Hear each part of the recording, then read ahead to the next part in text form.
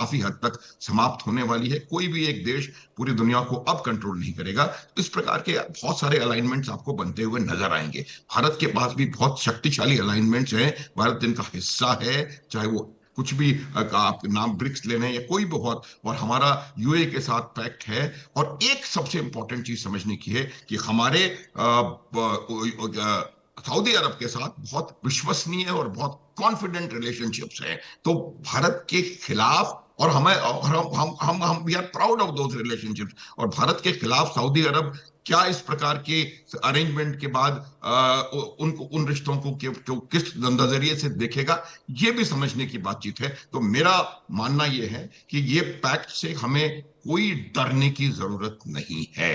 ये पैक्ट ना भारत के खिलाफ है, ये पैक्ट ना इजराइल के खिलाफ है। आप देखिए, तुर्की एक नाटो का भी सदस्य है, और ये जो आर्टिकल 5 नाटो का कहता है कि नाटो के किसी एक सदस्य पर हमला बाकी नाटो के ऊपर हमला माना जाएगा, और इस पैक्ट का कहता है कि इन तीनों में से किसी एक पर हमला बाकी तीनों देशों पर माना जाएगा। तो क्या सऊदी अरब पर ईरान का हमला नाटो पर हमला माना जाएगा? क्योंकि सऊदी अरब का ईरान का हमला अर्थ तुर्की पे हमला, तुर्की पे हमला अर्थ नाटो पे हमला। तो मेरा कहने का अर्थ यह है कि इसको पीछे आगे किस प्रकार से ये आगे बढ़ता है, क्या प्रोटोकॉल्स इसके निकल करके आते हैं, और क्या इसके इसके इवेंचुअली रिजल्ट्स निकल करके आते हैं, वो देखने की आवश्यकता है। मेरा ये मानना है कि इस्लामिक विश्व वर्ल्ड की सबसे बड़ी ताकत ईरान है, और उसके बगैर कोई इस प्रकार का जो गठबंधन है वो सफल होता हुआ मुझे नजर नहीं आता। ठीक है, हाकिम रजा आपके पास मैं आ रहा हूँ, उसके बाद मैं अरविंद सर के पास जाऊँगा। ईरान ने ये बयान दिया है कि सऊदी अरब को लगता है कि वो टर्की पाकिस्तान के साथ डील कर लेगा तो उसको सुरक्षा मिल जाएगी। ईरान ने ये मशवरा भी दिया कि परमानेंट इलाज करिए, दूसरों के ऊपर अपनी सुरक्षा के लिए निर्भर मत रहिए। ये चीज़ ईरान ने कही है। हालांकि पाकिस्तान पहले भी सऊदीया के साथ रहा है और सऊदीया के बहुत सारे इलाकों में पाकिस्तानी सेना डिप्लॉयड है, पाकिस्तानी आर्मी भी सऊदीया के बहुत सारे इलाकों में है।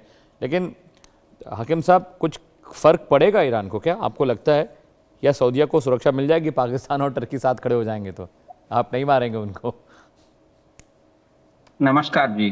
नमस्कार। मैंने लास्ट पैनलिस्ट आपके पास बता दिया था कि ये होने वाला है, सब मिलेंगे पूरे के पूरे। ये इसमें कोई शक नहीं है कि अभी तुर्की और सऊदी आया है, इसके बाद बहरीन, यूएई, कुवैत और दूसरे जितने भी गल्फ नेशंस हैं, यानी सऊदी यानी कि पूरा गल्फ समझिए, ये सारे मिल जाएंगे, ऐसे कोई अलग नहीं है, ये सब एक है। हाँ, जरूर पाकिस्तान को बहुत बड़ा, क्योंकि कंगाल हो गया था, पूरी उनके पास कोई इकोनॉमी एकदम से जीरो थी, तो इसमें है ना सऊदी का पैसा और दूसरे गल्फ का पैसा बहुत मिलेगा। इसमें इनको पाकिस्तान इसमें बहुत ज्यादा फायदेमंद है, इसमें कोई शक नहीं है कि हम सेकंड थॉट नहीं बोल सकते कि कुछ भी, कि पाकिस्तान को सबसे ज्यादा फायदा पाकिस्तान को ही है। और अगर भारत के साथ कुछ छेड़छाड़ होती है पाकिस्तान से, तो ना सऊदी के पास फौज है, ना फिर दूसरे गल्फ नेशंस के पास फौज है। फौज तो पाकिस्तान की रहेगी, पाकिस्तान की। हाँ, उसके साथ में तुर्की साथ देगा, नो डाउट, उसमें कोई सेकंड थॉट नहीं है। तो ये थोड़ा हम लोगों को थोड़ा बहुत इसमें गंभीर से रोशनी डालना पड़ेगा, क्योंकि हम भी थोड़ा केयरफुल रहना है।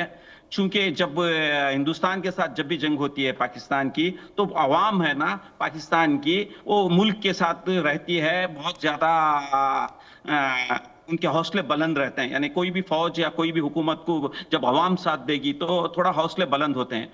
अब रहा ईरान के साथ, ईरान के साथ जब भी अगर वो पाकिस्तान आया, कोई भी आया ना, वहां की लोकल पब्लिक है ना पूरी अगेंस्ट हो जाती है। अभी पहले ही वहां पर फातिमियून, ज़ैनबियून, पाकिस्तान में ऑलरेडी ईरान के प्रॉक्सीज हैं, यानी कि ईरान के जो प्रॉक्सीज बोले रेजिस्टेंस फोर्स वगैरह वहां पर हैं, वो होने नहीं देंगे। वहां पर इतनी बड़ी सिविल वार शुरू हो जाएगी पाकिस्तान के अंदर ही, ये कंफर्म है, इसमें कोई सेकंड थॉट नहीं है।